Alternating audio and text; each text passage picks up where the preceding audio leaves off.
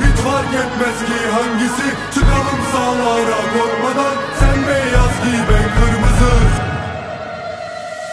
Hadi gülüm yandan yandan. Puh, korktun mu? Korkma, ben arkadaşım, sana zarar vermem. Biz korkmayız ondan bundan. Biz korkmayız ondan bundan. Biz korkmayız ondan bundan. Hadi gülüm yandan yandan yandan. Biz korkmayız ondan bundan. Biz korkmayız ondan bundan. Biz korkmayız ondan bundan. Kime vurdun lan şimdi? Sağa vurdum. Şimdi sen naneyi yemedin mi?